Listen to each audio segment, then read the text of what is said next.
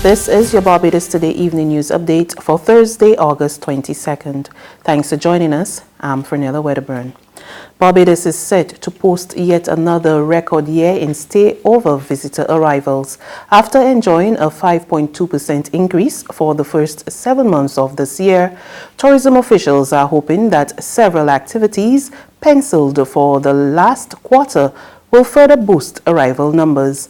Our Marlon Marden tells us officials are also putting measures in place to ensure that the island rakes in similar figures in 2020. In addition to ramping up efforts for the year-long regathering activities for 2020, the Barbados Tourism Marketing Inc. (BTMI) will be opening more gateways to the island for the rest of this year.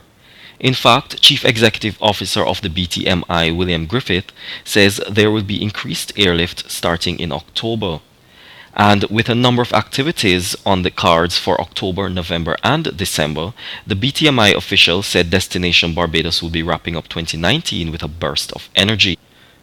For the first 7 months of this year, the island welcomed 434,961 visitors, an increase of 21,345 visitors over the same period last year.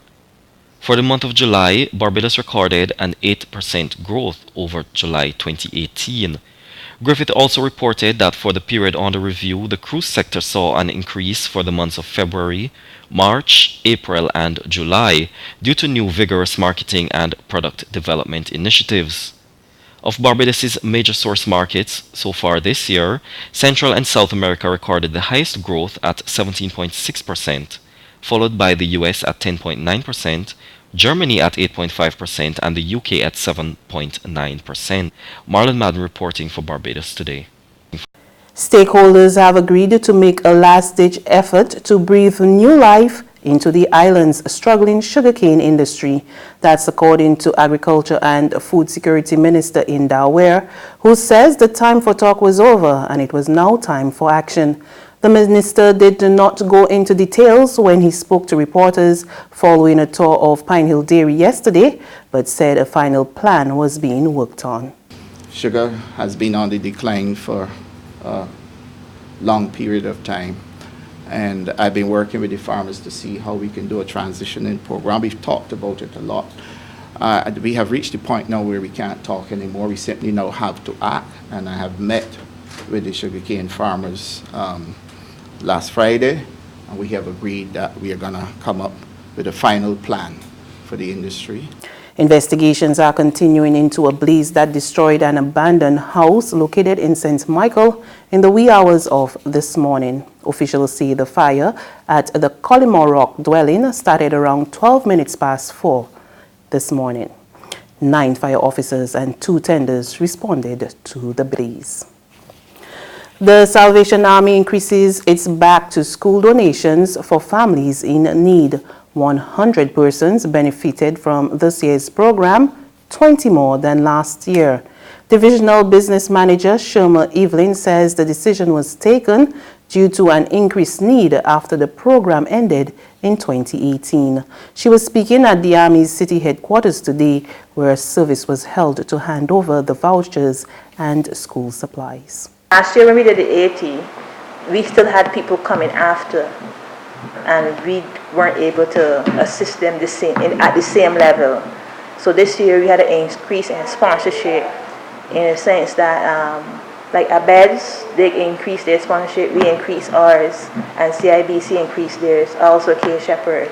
So it's about, in all the total thing comes to a total of $12,500 in sponsoring these 100 families. Last year we spent about roughly $8,000. So there's an increase in sponsorship, but there's also an increase in need. So we have more families this year who got on the list than before. A St. George man appeared in the District B Magistrates Court today accused of possession of 53.2 kilos of locally grown marijuana worth over $212,000. 36-year-old Mario Simeon Kenroy McAllister from Mayfield Number 1 is also charged with possession with intent to supply and having a trafficable quantity of the drugs, as well as cultivation. He was not required to plead to the 4 indictable charges before Magistrate Lorianne Smith-Bovell this morning. With no objections from Station Sergeant Glenda Carter-Nichols, the accused was offered bail in the sum of $100,000 but had no surety. McAllister was remanded to Dodds to reappear on November 19. There's regional and international news after this short break.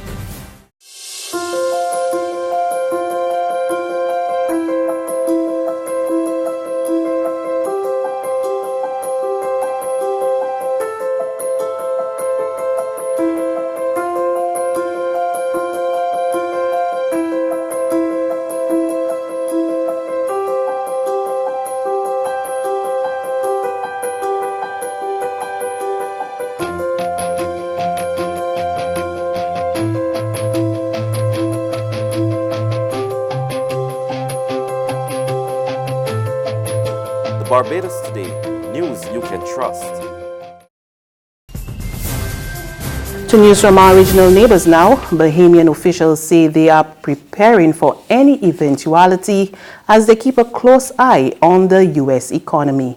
LaDawn Davis of ZNS News tells us why in this report. While fears mount that the United States economy may soon fall into a recession in the wake of volatility in the stock market last week when the Dow plunged 800 points, Deputy Prime Minister and Minister of Finance, the Honorable Peter Turnquest, says the Ministry of Finance is observing trends to ensure the Bahamas is prepared for any eventuality. Turnquest says the Bahamas is vulnerable and the Ministry of Finance is looking to the future to get a grasp of what is happening on the global markets to better protect this country. Trade wars between the U.S. and China have contributed to the economic fears in the United States. The Deputy Prime Minister commented on if there was a fear the Bahamas would be impacted outside of Cabinet Tuesday. As you know, what happens globally, particularly in the United States and North American market, affects us directly. And so as we look into the future, I believe the U.S. economy is still performing relatively strongly, although there are signs on the horizon that there may be some issues to come. As we in the Ministry of Finance make our plans, we take those things into consideration and we try to ensure that we govern ourselves conservatively to take into account the worst case scenario. And finally, on the international front, thousands of wildfires are decimating the world's largest rainforest. The blazes in Brazil's Amazon rainforest have nearly doubled this year, and scientists warn that it could strike a devastating blow to the fight against climate change. More in this report from the CNN. The Amazon basin is burning at a record rate, according to Brazil's research center. More than 72,000 fires have scorched the country this year, an over 80% increase compared to the same period in 2018. Flames destroying 1.5 football fields of rainforest every minute of every day. Smoke spreading across nearly half of Brazil, visible from space more than a week ago, even spilling into neighboring Peru, Bolivia, and Paraguay. Now the haze stretches across South America, spreading along the East Atlantic coast. Though fires are common here in Brazil's dry season, climate scientists say this is far from the norm. Instead, environmentalists point to land raised at unprecedented levels as a new government encourages industry to develop the Amazon region. Brazil's right-wing president has brushed off environmental concerns as he vows to open the rainforest to business interests. Since he took office in January, rates of deforestation have soared, as Jair Bolsonaro remains indignant to international criticism. And that's news, but for the very latest, visit us at www.barbadostoday.bb. You can also subscribe to our e-paper, email updates, or like us on Facebook, and sign up for our breaking news alerts via WhatsApp. We're also on iZoom Media and bus terminals, as well as screenplay at supermarkets and gas stations near you. And you can also hear us on Mix 96.9 FM and Capital Media HD 99.3 FM. I'm Fernella Wedderburn. Good evening.